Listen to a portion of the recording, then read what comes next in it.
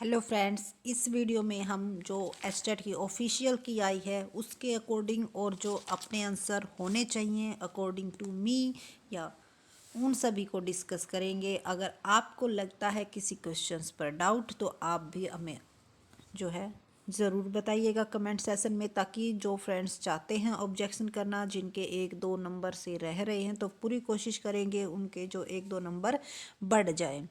तो स्टार्ट करते हैं फर्स्ट क्वेश्चन से। और अगर फिर भी किसी क्वेश्चन पर डाउट रह जाता है तो आप कमेंट सेशन में ज़रूर कमेंट कीजिएगा। हम हर एक कमेंट के रिप्लाई ज़रूर देते हैं, क्योंकि जो आपकी ऑब्जेक्शन की लास्ट डेट है वो है 20 to 24 तक। तो 24 तक आप अप्लाई कर सकते हो अगर आपको किसी भी क्वेश्चंस पर लगता है ऑब्जेक्शन। तो चलते हैं और स्टार्ट करते हैं फुल अपनी आंसर की, ऑफिशियल आंसर की के अकॉर्डिंग आंसर्स को और मैच करते हैं। और उसके साथ साथ जिस फ्रेंड ने नहीं दिया था कॉमर्स का, उनके लिए भी ये पेपर बहुत ही ज़रूरी है, क्योंकि आगे होने वाला है स्क्रीनिंग का एग्ज़ाम और उसके लिए भी उनकी प्रिपरेशन हो जाएगी। तो स्टार्ट करते हैं 91 क्वेश्चन से, क्योंकि यहीं से हमारे जो है कॉमर्स के क्वेश्चन स्टार्ट होते हैं। तो फर्स्ट क्वेश्चन में क्या कहा गया था? A draw a bill on 25 October 2021 for 90 day and expected the maturity date of the bill.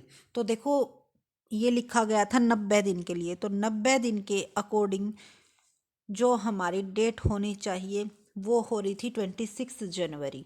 ठीक है, 26 जनवरी हो रही थी, बट 26 जनवरी को होता है छुट्टी। तो इसीलिए अगर कोई भी गजटेड हॉलीडे होता है तो उससे पहले का दिन माना जाता है। तो आंसर की में दिया हुआ है सेकंड, और अकॉर्डिंग में भी होना चाहिए सेकंड। तो बिल्कुल सही आंसर दिया हुआ है।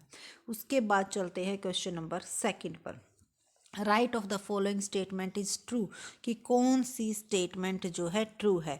तो amount set apart to meet future loss due to non liability, amount of which note can not be determined properly is called provision. तो बिल्कुल सही बात की गई है कि जिस चीज़ के बारे में हम जानते हैं कि भाई ये लॉस तो होना ही है, तो वो तो हमारी हो जाती है लाइबिलिटी। और जिसको हम प्रॉपरली क्या नहीं कर सकते, डिटरमाइन नहीं कर सकते, वो हो जाता है हमारा प्रोविजन। जैसे कि होता है बैड डेब्ट्स का, कि 100% कन्फर्मली हम ये नहीं कह सकते कि भाई इनके पैसे नहीं आएंगे, तो उनके लिए हम क्या बना लेते हैं, प्रोविजन।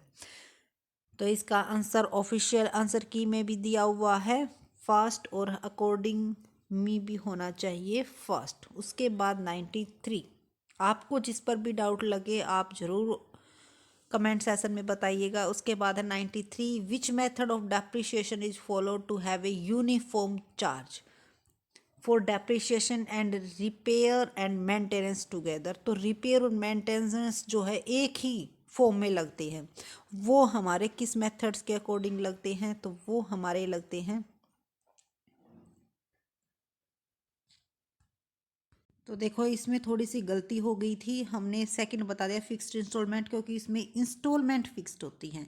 बट अगर ये देखा जाए कि जो डेप्रिसिएशन एंड रिपेयर है वो हमारे रिड्यूसिंग बैलेंस मेथड्स में क्या लगते हैं, उसका जो कंबाइंड इफेक्ट पड़ता है वो इक्वल पड़ता है। बट अगर फिक्स्ड इंस्टॉलमेंट या स्ट्रेट लाइन मेथड से देखा जाए तो पहले के फर्स्ट ईयर्स में कम और लास्ट के ईयर्स में क्या होता है, ज़्यादा इफेक्ट होता है अगर इस डेप्रिसिएशन और रिपेयर के केस में देखा जाए। तो आंसर ऑफिशियल आंसर की के अकॉर्डिंग आंसर फर्स्ट है, जो कि बिल्कुल राइट है। उसके बाद है 94, ट्रेडमार्क इज इट। तो ट्रेडमार्क हमारी क्या होती है, रियल एसेट्स होती है, और रियल में भी किसका पार्ट होती है, इंटेंजिबल्स का पार्ट होती है, क्योंकि ट्रेडमार्क को हम क्या नहीं कर सकते, टेंजिबल, उसको टच या सी नहीं कर सकते। उसके बाद है ए कंपनी कैन इशू। तो एक company zero coupon rate debenture, partially convertible debenture, secure debenture और all type of debenture are shown in 1, 2 and 3, तीनों को क्या किया जाता है, डिबेंचर में शो किया जाता है। बिल्कुल सही है। आंसर अकॉर्डिंग टू होना चाहिए 4, और 4 ही गिवन है। उसके बाद है 96, PT cash book is maintain for recording. तो पीटी कैश बुक्स क्या मेंटेन करके चलती है हमारी? तो 96 का आंसर होना चाहिए सेकंड, और सेकंड ही गिवन है, क्योंकि पीटी कैश बुक किसके लिए बनाई जाती है, ताकि छोटे मोटे जो खर्चे हैं वो उसके लिए अमाउंट दे दिया जाता है और उसमें एक्सपेंसेस के अमाउंट को क्या करना होता है, पेड करना होता है। तो इसका आंसर सेकंड ही होना चाहिए। उसके बाद है secret reserve can be prepared by. तो सीक्रेट रिजर्व कब प्रिपेयर होते हैं, जब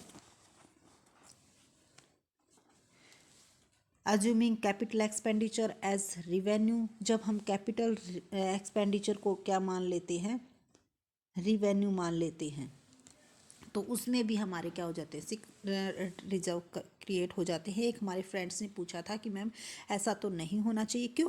क्यों भाई, अगर हम कैपिटल एक्सपेंडिचर को रिवेन्यू मानते हैं तो हमारा जो प्रॉफिट है वो कम हो जाता है, और प्रॉफिट कम होने का मतलब ही क्या है, हम सीक्रेट रिजर्व बना रहे हैं। और आउटस्टैंडिंग एक्सपेंसेस को बैलेंस शीट में शो नहीं करते हैं, तो इसका मतलब भी क्या है, इसका मतलब भी यही है कि हम क्या बना रहे हैं, सीक्रेट रिजर्व बना रहे हैं। ठीक है। Over valuation of liability, liabilities को हम ज़्यादा दिखा रहे हैं, तो इसका मतलब भी क्या है, सीक्रेट रिजर्व बना रहे हैं। तो तीनों बात सही है। इसका आंसर आएगा ऑप्शन नंबर 4। तो देखो इसमें कोई भी रॉन्ग बात नहीं है।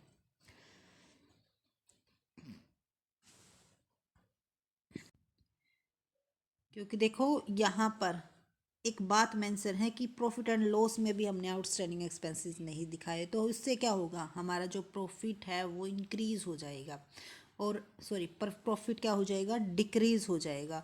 क्यों? क्योंकि ये तो हम माइनस करके दिखा ही नहीं रहे हैं। ठीक है, तो इसलिए इसके ऑल ऑफ दीज बिल्कुल सही हैं। उसके बाद है 98, when adjusted purchase is shown on debit column of trial balance. तो अगर ट्रायल बैलेंस में डेबिट कॉलम में शो है तो उसकी क्या एंट्री करेंगे, परचेज की हम, तो उसकी एंट्री करेंगे हम।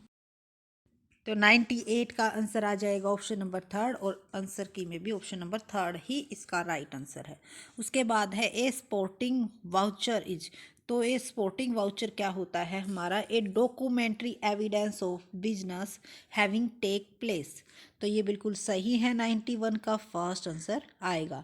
Debit balance as per cash book as on 31 March 2021 in 4000 check deposit but not yet cleared amount 300, and check issued but not presented yet of 200. The bank allowed interest amounting to 100 and collected dividend 100 on directly. Balance as per passbook should be dash on the date.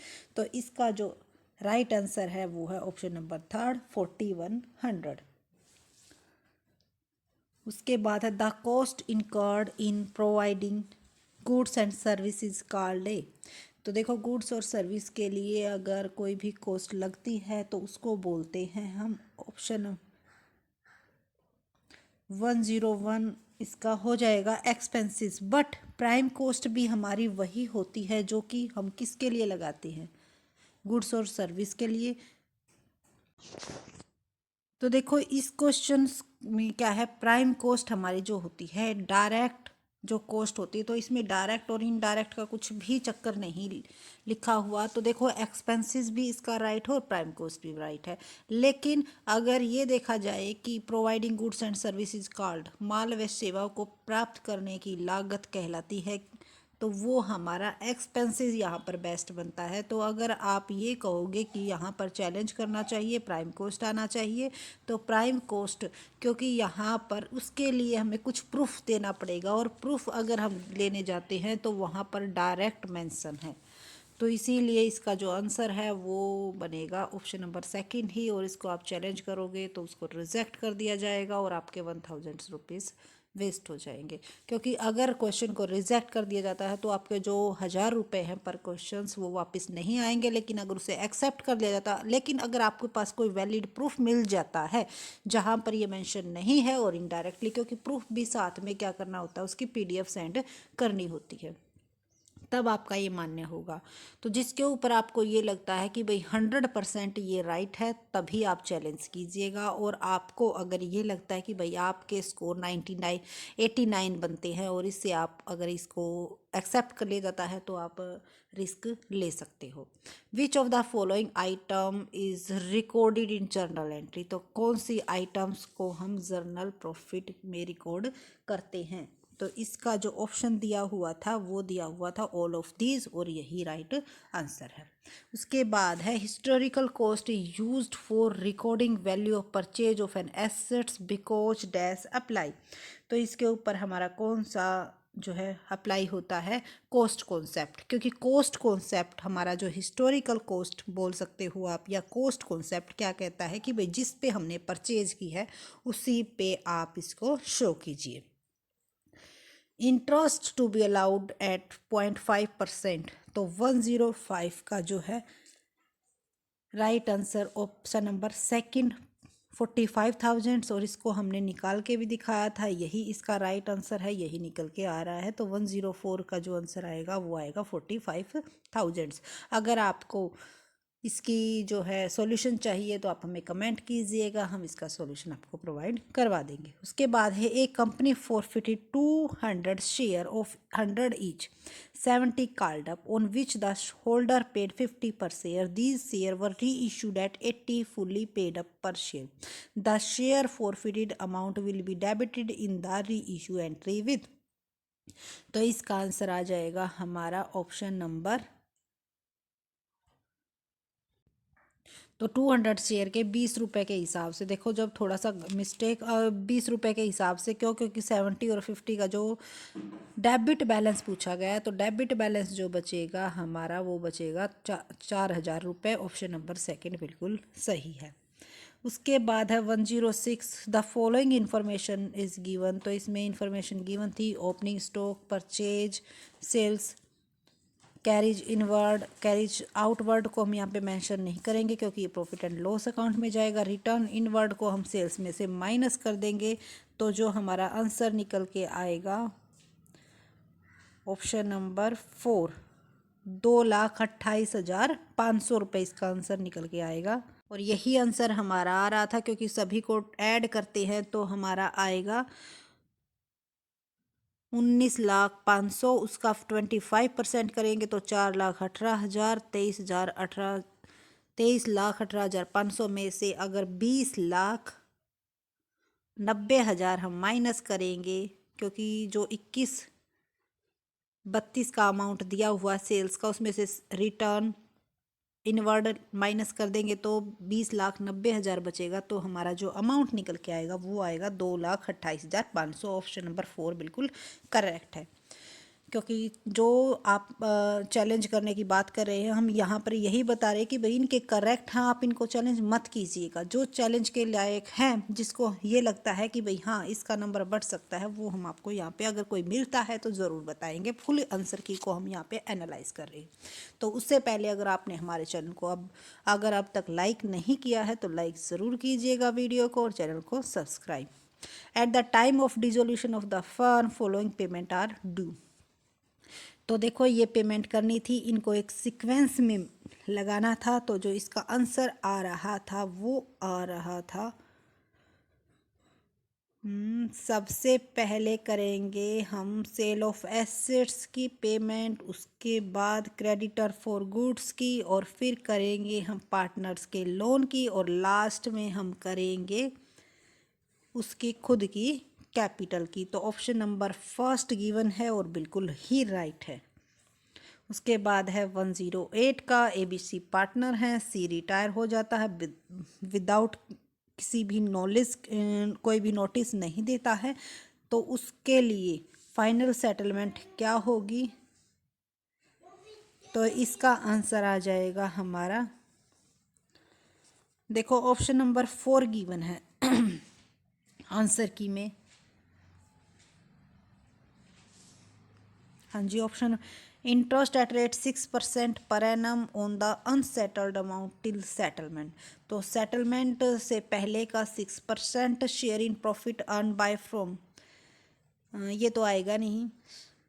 Option number first और third, लेकिन हमने जो बताया था third, क्योंकि third पे 100% surety थी, but first जो है हमने अभी तक, क्योंकि बहुत ज़्यादा टाइम पीरियड हो गया, तो एक बार नेट पे आप चेक कर लेना कि इसका फर्स्ट आ रहा है या नहीं आ रहा है, लेकिन थर्ड श्योर है। ठीक है, तो इसको ज़रूर देख लेना। उसके बाद है 1091 1 lakh is net sales of a concern during 2021 if inventory turnover is 4 time, calculate the inventory at the end 1.5 time of that is the beginning। तो इसमें जो है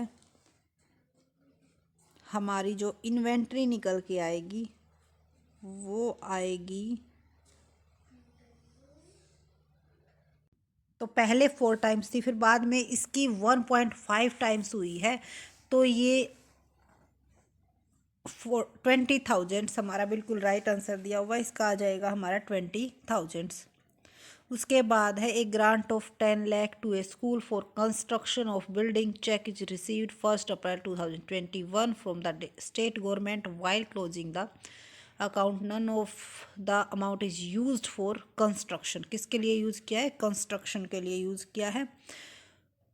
While preparing income and expenditure account and balance sheet at the end where such amount will be shown in, तो इस balance को हम कहाँ पर शो करेंगे? तो इसका आंसर आ जाएगा only in liability side of balance sheet as a separate item. बिल्कुल सही है, ऑप्शन नंबर फर्स्ट ही आएगा। तो कई बच्चे ये कहते हैं कि कैपिटल फंड में ऐड हो जाएगा। जी नहीं, कैपिटल फंड में ऐड नहीं होता है इस तरह का आइटम। हम स्पेशल दिखाते हैं वो लाइबिलिटी, क्योंकि वो एक स्पेशल काम के लिए हमारी जो अगर किसी स्पेशल काम के लिए कोई भी फंड दिया जाता है तो उसके लिए हम अलग से लाइबिलिटी साइड में अलग से उस आइटम के नाम से बैलेंस शीट में शो करते हैं। The immediate recognise of loss is related to, तो इसके लिए जो हमारा आंसर है वो है ऑप्शन नंबर फर्स्ट, बिल्कुल सही है, कंजर्वेटिज्म। इसका दूसरा नाम क्या होता है? प्लेइंग सेफ, कि भाई हर एक लॉस को हम लेकर चलेंगे और किसको? प्रॉफिट को इग्नोर करते हुए। तो कई बार प्लेइंग सेफ नाम भी पूछ लिया जाता है, यहाँ पर ध्यान रखना प्लेइंग सेफ कंजर्वेटिज्म का ही नाम है। उसके बाद है 1112 x sold goods 20,000 in cash after showing 10% trade discount and 5% cash discount. तो ट्रेड डिस्काउंट को शो नहीं किया जाता, कैश डिस्काउंट को शो किया जाता है। तो इसकी जो एंट्री होगी वो होगी हमारी ऑप्शन नंबर सेकंड, और ये हमने सोल्व करके भी दिखाया था। The gain from sale of capital assets need not to be added to revenue to ascertain the dash of business। तो अगर गेन होता है हमें एसेट्स के सेल करने से तो उसे कहाँ पर शो नहीं किया जाता? तो ये बिल्कुल सही है, ऑपरेटिंग प्रॉफिट, क्योंकि ऑपरेटिंग प्रॉफिट में उसको शो नहीं किया जाता। उसको हम किस में दिखाते हैं? प्रॉफिट एंड लॉस अकाउंट में। ठीक है, तो उससे पहले का जो प्रॉफिट होता है ऑपरेटिंग प्रॉफिट, उसमें उसको शो नहीं किया जाता। तो बिजनेस प्रॉफिट, कैपिटल प्रॉफिट और नेट प्रॉफिट यहाँ पर नहीं आएंगे। उसके बाद है 114 match list first and second, इसको मैच करना था। Error of posting, error of posting का मतलब क्या होता है? जब पोस्टिंग कर रहे हैं तो उसकी एरर हो गई। ठीक है, तो error sales books overcast goods return to wrongly debited to Shyam. तो देखो ये फर्स्ट है जो हमारा, ये मैच हो रहा है सेकंड से। ठीक है, और सेल बुक ओवरकास्ट, ओवरकास्ट का मतलब है जी वैल्यू गलत हो गई, तो एरर ऑफ कास्टिंग हो गया। बी का आ जाएगा हमारा फर्स्ट के साथ। तो ये दिया हुआ है हमारा ऑप्शन नंबर थर्ड में। चारों के चारों बिल्कुल सही दिए गए हैं, तो इसका ऑप्शन नंबर थर्ड बिल्कुल राइट आंसर है। उसके बाद है 115 का goodwill purchase consideration. Good list first और लिस्ट सेकंड को हमें क्या करना था? मैच करना था। तो इसका आंसर हमारा आएगा ऑप्शन नंबर थर्ड, और थर्ड ही है गिवन, और थर्ड ही आना चाहिए, क्योंकि इंस्टीट्यूशनल गुडविल क्या होती है? कैट नेचर गुडविल, ये इसका एक टाइप है। नॉर्मल प्रॉफिट हमारा क्या होता है? कैपिटल एम्प्लॉयड का अगर नॉर्मल रेट ऑफ रिटर्न से मल्टीप्लाई कर देते हैं। सुपर प्रॉफिट हमारा होता है actual average profit minus normal profit, और गुडविल हमारी होती है जब हम परचेज कंसिडरेशन से नेट एसेट से ज़्यादा पैसे देते हैं, तो जो बैलेंस आता है हमारा वो क्या आता है? गुडविल का आता है। उसके बाद A and B are partner in a firm 3:2, C admitted होता है 320 शेयर्स के लिए, सी एक्वायर 1/3 एंड बी देता है अपने शेयर का 1/3 और सी को और ए देता है 1/6 सी को। तो जो इसकी रेशो निकल के आएगी वो निकल के आएगी हमारी 10:7:3 और बिल्कुल सही है। आप अच्छी तरह से निकालना क्योंकि 15:8:7 कई स्टूडेंट्स ने निकाल के भेजी थी तो वो राइट नहीं है। हमने इसका सॉल्यूशन भी बताया था आपको, 10:7:3 ही इसकी एग्जैक्ट है। उसके बाद है 117, A B and C are partners, their capital at the beginning, capital दे रखी है, एडिशनल कैपिटल दे रखी है। तो इसमें हमें इंटरेस्ट निकालना था और ये भी हमने सॉल्यूशन बताया था 7800 आएगा। अगर आपका नहीं आ रहा है तो आप हमें कमेंट करके बताइएगा। उसके बाद है 118, विच of the following is an example of deferred revenue expenditure. तो डेफर्ड रेवेन्यू एक्सपेंडिचर हैं जो हमारे नेचर के होते हैं, रिवेन्यू बट बेनिफिट लंबे समय तक मिलते हैं, तो दोनों ही नेचर इनमें इंक्लूड हो जाते हैं तो उनको बोलते हैं।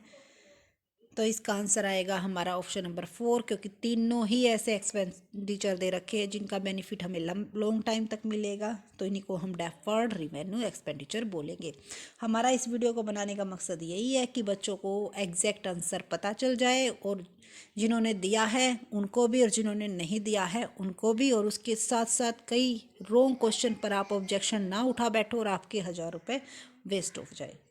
उसके बाद है 119, इसमें क्या दिया हुआ था, सब्सक्रिप्शन दिया हुआ है 6,24,000 shown in income and expenditure account 31 March 2021 को, और एडिशनल इंफॉर्मेशन गिवन है। तो देखो इसका जो आंसर आ रहा है वो आ रहा है ऑप्शन नंबर 3, 6,40,000। और हमारा जो आंसर आया था वो क्या आया था, तो देखो आप इसकी कैलकुलेशन करके देखना, आप इसको चैलेंज ज़रूर कर सकते हो क्योंकि 6,24,000 थी इसकी, और सब्सक्रिप्शन आउटस्टैंडिंग है 55,000 रुपये, वो लेस होंगे, और 31,000 रुपये जो है वो हमारे होंगे इसके अंदर ऐड, सॉरी ये एडवांस के दे रखे हैं, 55,000 और 69,000 ये दोनों ही ऐड होंगे, ठीक है। सॉरी ये इक्वेशन पता नहीं क्या, देखो जो हमारा सब्सक्रिप्शन आउटस्टैंडिंग होता है 55,000 रुपये वो हम कर देंगे लेस, 6,24,000 में से 55,000 माइनस करेंगे तो आएगा 5,69,000। उसमें अब हम क्या करेंगे, ये 69,000 ये कर देंगे ऐड, क्यों, क्योंकि ये 31 मार्च हमारा 2021 से रिलेटेड है, तो ये ऐड करेंगे तो आएगा अमाउंट 6,38,000। उसके बाद इस 31,000 को हम कर देंगे ऐड, क्योंकि ये है हमारा सब्सक्रिप्शन रिसीव्ड इन एडवांस, तो हमारा अमाउंट हो जाएगा 6,69,000। उसमें से 35,000 करेंगे माइनस, तो हमारा आंसर आएगा 6,34,000। ऑप्शन नंबर फर्स्ट, एक बार आप भी कैलकुलेशन करके देख लेना। तो इसको आप चैलेंज ज़रूर कर सकते हो, अगर आप इसको चैलेंज करने की सोच रहे हो तो ज़रूर चैलेंज कीजिएगा अगर आपके कैलकुलेशन से भी यही आंसर आ रहा है। उसके बाद है 120 partnership firm is compulsory dissolved. तो compulsory partnership firm is compulsory dissolved कब हो जाती है, जब if the business of firm has become illegal, बिल्कुल सही है, इलीगल हो जाती है। If number of partner is a firm has become more than 50, तो मोर देन 50 हो जाती है तो भी पार्टनरशिप फर्म नहीं रहती वो, क्यों, क्योंकि 50 तक ही हम पार्टनरशिप मानते हैं, ठीक है। तो इसके लिए हम चैलेंज नहीं कर सकते, इसके दोनों ही आंसर राइट हैं, तो फर्स्ट आ जाएगा। उसके बाद है 121 रिक्रूटमेंट क्या है, recruitment is a positive process, बिल्कुल सही दिया हुआ है, ऑप्शन नंबर सेकंड। उसके बाद है 122 who has given 14 principle of management, तो ये तो बिल्कुल सही ही है, हेनरी फयोल ने दिए थे, इस पर तो कोई चैलेंज की बात ही नहीं उठती। उसके बाद है 123 dash is a communication that flow from a higher level to one or more level in the organization. तो अगर हम higher level or one more levels के साथ कम्युनिकेशन करते हैं या नीचे जाते हैं तो उसको बोलते हैं डाउनवर्ड कम्युनिकेशन, और जब सेम लेवल के साथ करते हैं तो उसको बोलते हैं हॉरिजेंटल, और जब वो अपवर्ड जा रहे हैं तो उसको बोलते हैं अपवर्ड, जब नीचे से ऊपर जा रहा है और कोई भी उसका वो नहीं है तो वो होता है हमारा डायगोनल कम्युनिकेशन। तो इसका आंसर ऑप्शन नंबर फर्स्ट दिया हुआ है, बिल्कुल सही है। उसके बाद है 124 का सिचुएशनल मॉडल ऑफ लीडरशिप, तो इसका आंसर आएगा हमारा option number 4 Paul Hershey and Blanchard, बिल्कुल सही गिवन है। तो ये सॉरी जी 124 तक हो गए। उसके बाद 125 पे आ जाएंगे। क्रिएटिंग न्यू प्रोडक्ट और service for foreign market is known as, तो इसको हम क्या बोलते हैं, प्रोडक्ट इन्वेंशन, बिल्कुल सही बात कही गई है। जब हम किसी नए प्रोडक्ट को या सर्विस को फॉरेन मार्केट में क्रिएट करते हैं उसके लिए। उसके बाद है 126, dash is not one of the step in the decision making process, तो इसके अंदर आएगा हमारा डेलीगेशन द डिसीजन। तो डिसीजन मेकिंग की ये कोई प्रोसेस नहीं होती है डेलीगेटिंग द डिसीजन, बाकी तीनों के तीनों स्टेप हैं डिसीजन मेकिंग प्रोसेस के। आइडेंटिफाई द प्रॉब्लम, फिर उसको एनालाइज करेंगे और उसके बाद इम्प्लीमेंट कर देंगे, नहीं इम्प्लीमेंट करने के बाद क्या करेंगे, एनालाइज करेंगे, सॉरी। उसके बाद है 127, इनविजिबल बैलेंस ऑफ पेमेंट में आपने विजिबल और इनविजिबल वर्ड लिखा हुआ। विजिबल हमारा गुड्स के लिए होता है और जो इनविजिबल वर्ड है वो सर्विस ट्रांजैक्शंस के लिए यूज़ किया जाता है। तो इसका answer option number second given है और बिल्कुल राइट दिया हुआ है। उसके बाद है 128, who has develop hierarchy of need motivational theory, तो A.H. मास्लो ने कौन सी थ्योरी दी थी, नीड मोटिवेशनल थ्योरी दी थी अब्राहम मास्लो ने, बिल्कुल सही है। उसके बाद है 129, विच theory assume that people generally lazy and will avoid work and responsibility, तो जो पीपल लेजी होते हैं और अवॉइड करते हैं वर्क एंड रिस्पॉन्सिबिलिटी को, नेगेटिविटी जिसमें ज़्यादा है, वो हमारे थ्योरी ऑफ एक्स टाइप्स के होते हैं। और अगर इसका अपोजिट दिया हुआ होता ना, जो कि काम करने के लिए इच्छुक रहते हैं, आगे से आगे आप रिस्पॉन्सिबिलिटी चाहते हैं, तो वो थ्योरी ऑफ वाई में आएगा। तो इसका आंसर बिल्कुल सही है, थ्योरी ऑफ एक्स। उसके बाद है 130, तो वैल्यू बेस्ड प्राइसिंग में हम क्या कहते हैं, पहले कस्टमर्स देखते हैं कि भी कितनी वैल्यू दे पाएगा, फिर उसके बाद उसकी जो कॉस्ट है वो उसमें इन्वॉल्व करते हैं। तो ये इसकी first customer value price cost product first इसके आंसर आ जाएगा। उसके बाद है 131, एथिक्स में भी डिफाइंड एज, तो एथिक्स क्या होते हैं, एक कोड ऑफ कंडक्ट होते हैं। 131 का सेकंड आएगा, सेकंड ही गिवन है। उसके बाद है 132, the modern approach of financial management is, तो फाइनेंशियल मैनेजमेंट की जो मॉडर्न अप्रोच है वो क्या कहती है, इफेक्टिवली और एफिशिएंट हम किसको यूज़ करें, कैपिटल्स को यूज़ करें। उसके बाद है 133, a runner up from that is fighting hard to increase it's,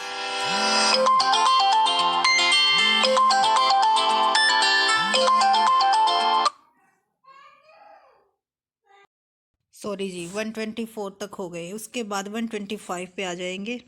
creating new product और service for foreign market is known as, तो इसको हम क्या बोलते हैं, प्रोडक्ट इन्वेंशन, बिल्कुल सही बात कही गई है। जब हम किसी नए प्रोडक्ट को या सर्विस को फॉरेन मार्केट में क्रिएट करते हैं उसके लिए। उसके बाद है 126, dash is not one of the step in the decision making process, तो इसके अंदर आएगा हमारा डेलीगेशन द डिसीजन। तो डिसीजन मेकिंग की ये कोई प्रोसेस नहीं होती है डेलीगेटिंग द डिसीजन, बाकी तीनों के तीनों स्टेप हैं डिसीजन मेकिंग प्रोसेस के। आइडेंटिफाई द प्रॉब्लम, फिर उसको एनालाइज करेंगे और उसके बाद इम्प्लीमेंट कर देंगे, नहीं इम्प्लीमेंट करने के बाद क्या करेंगे, एनालाइज करेंगे, सॉरी। उसके बाद है 127, इनविजिबल बैलेंस ऑफ पेमेंट में आपने विजिबल और इनविजिबल वर्ड लिखा हुआ। विजिबल हमारा गुड्स के लिए होता है और जो इनविजिबल वर्ड है वो सर्विस ट्रांजैक्शंस के लिए यूज़ किया जाता है। तो इसका answer option number second given है और बिल्कुल राइट दिया हुआ है। उसके बाद है 128, who has develop hierarchy of need motivational theory, तो A.H. मास्लो ने कौन सी थ्योरी दी थी, नीड मोटिवेशनल थ्योरी दी थी अब्राहम मास्लो ने, बिल्कुल सही है। उसके बाद है 129 विच theory assume that people generally lazy and will avoid work and responsibility. तो जो पीपल लेजी होते हैं और अवॉइड करते हैं वर्क एंड रिस्पॉन्सिबिलिटी को, नेगेटिविटी जिसमें ज़्यादा है, वो हमारे थ्योरी ऑफ एक्स टाइप्स के होते हैं। और अगर इसका अपोजिट दिया हुआ होता ना, जो कि काम करने के लिए इच्छुक रहते हैं, आगे से आगे आप रिस्पॉन्सिबिलिटी चाहते हैं, तो वो थ्योरी ऑफ वाई में आएगा। तो इसका आंसर बिल्कुल सही है, थ्योरी ऑफ एक्स। उसके बाद है 130। तो वैल्यू बेस्ड प्राइसिंग में हम क्या कहते हैं, पहले कस्टमर्स देखते हैं कि भी कितनी वैल्यू दे पाएगा, फिर उसके बाद उसकी जो कॉस्ट है वो उसमें इन्वॉल्व करते हैं। तो ये इसकी first customer value price cost product first इसके आंसर आ जाएगा। उसके बाद है 131 एथिक्स में भी डिफाइंड एज। तो एथिक्स क्या होते हैं, एक कोड ऑफ कंडक्ट होते हैं। 131 का सेकंड आएगा, सेकंड ही गिवन है। उसके बाद है 132 the modern approach of financial management is. तो फाइनेंशियल मैनेजमेंट की जो मॉडर्न अप्रोच है वो क्या कहती है, इफेक्टिवली और एफिशिएंट हम किसको यूज़ करें, कैपिटल्स को यूज़ करें। उसके बाद है 133 a runner up from that is fighting hard to. 33 में आ गए थे भाई। 133 जो हमारा है, a runner up firm that is fighting hard to increase its market share and industries is known as, उसको हम क्या बोलते हैं, मार्केट चैलेंजर। तो इसका आंसर आएगा option number second. 134 delegation of authority involves. तो इसका जो हमारा आंसर आएगा ऑप्शन नंबर 4 बिल्कुल सही दिया हुआ है। Assigning of duty and authority of subordinates, यानी कि जब हम अपने सबॉर्डिनेट्स को ड्यूटी और अथॉरिटी असाइन करते हैं, ठीक है, तो उसमें हमारी जो अथॉरिटी होती है वो उसका डेलीगेशन होता है, क्योंकि उसका फैलाव कर रहे हैं हम। तो इसका आंसर आ जाएगा 134 का 4। उसके बाद है 135 which of the following categorize industries are covered under refinery and sugar mill. तो इसका आंसर गिवन है प्रोसेसिंग इंडस्ट्री, जो बिल्कुल सही है, क्योंकि प्रोसेस में इसमें काम होता है, पहले गन्ना, गन्ने से गुड़, फिर उससे चीनी। तो इस तरह से ये एक ऐसी इंडस्ट्री है हमारी प्रोसेसिंग इंडस्ट्री। उसके बाद है 136 registration of a cooperative society, बिल्कुल कंपल्सरी है रजिस्ट्रेशन करवाना कोऑपरेटिव सोसाइटी का। उसके बाद है 137 factor causing unethical conduct in management is economic greed. ये क्या है, अनएथिकल्स कोड ऑफ कंडक्ट है जो हमारा इकोनॉमिक ग्रीड की, भाई पैसे, हमेशा पैसे पैसे की बुक रखना। तो ये हमारे जो है एथिकल कंडक्ट में नहीं आता है, ये हमारा अनएथिकल हो जाता है। उसके बाद है 138 विच of the following is not a feature of employment. तो एम्प्लॉयमेंट की कौन सी फीचर नहीं है, जो एलिमेंट ऑफ रिस्क है ना, एम्प्लॉयमेंट में नहीं होता, क्योंकि उनको सैलरी से मतलब एम्प्लॉयमेंट की यही फीचर होती है। इसमें टर्म और कंडीशंस के अंडर ही काम किया जाता है, जो देने वाला होता है एम्प्लॉयर होता है और एम्प्लॉय का रिलेशन होता है, फिक्स्ड वेजेस, फिक्स सैलरी होती है, बट एलिमेंट ऑफ रिस्क इसमें इन्वॉल्व नहीं होता। उसके बाद 139 विच of the following is not an element of communication process. तो देखो कम्युनिकेशन प्रोसेस के जो एलिमेंट हैं वो इनकोडिंग भी होता है, चैनल भी होता है, रिसीवर भी होता है, बट मेजरमेंट इसके अंदर नहीं होता। उसके बाद है इंटरनल एलिमेंट दैट में interfere with the company ability to achieve its objective is. तो इसका हमारा आ जाएगा ऑप्शन नंबर फर्स्ट, स्ट्रेंथ। क्यों, क्योंकि सॉरी इंटरनल एलिमेंट जो अपने उद्देश्यों को प्राप्त करने के लिए कंपनी की क्षमता में हस्तक्षेप करते हैं।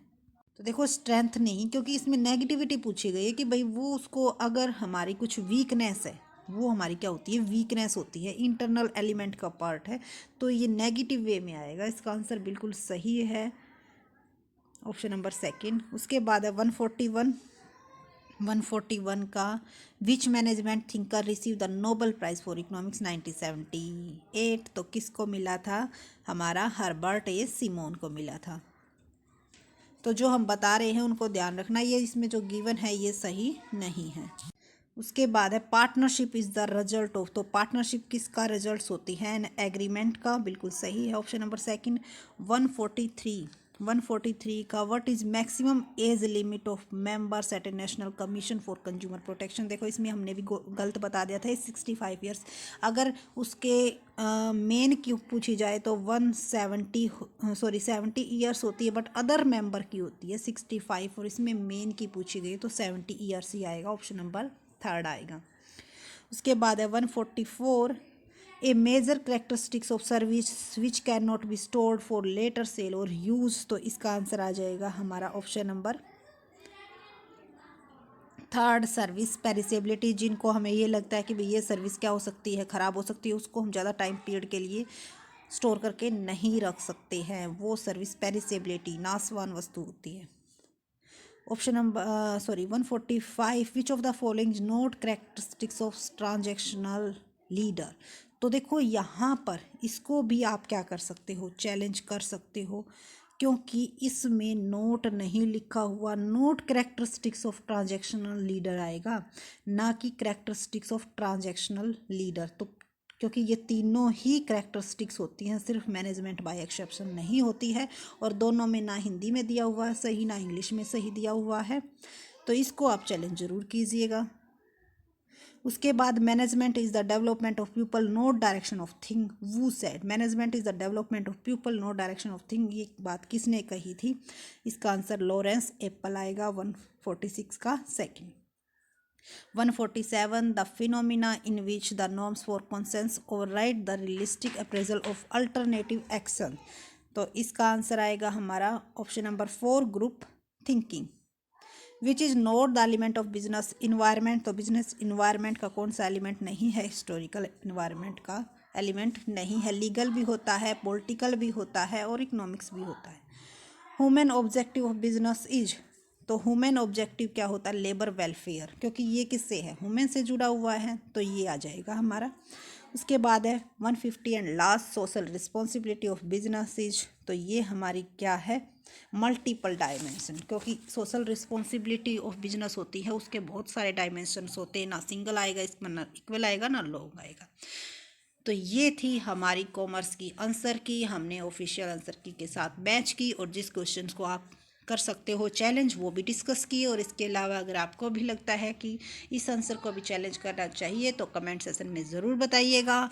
आपके 2 या 3 क्वेश्चन ऐसे बनते हैं जिनको आप चैलेंज कर सकते हो, और आपके जो स्कोर जिनको 89 बनते हैं या 88 बनते हैं तो पास होने के चांस हो जाते हैं। So thank you so much, and please share and subscribe my channels. Thank you.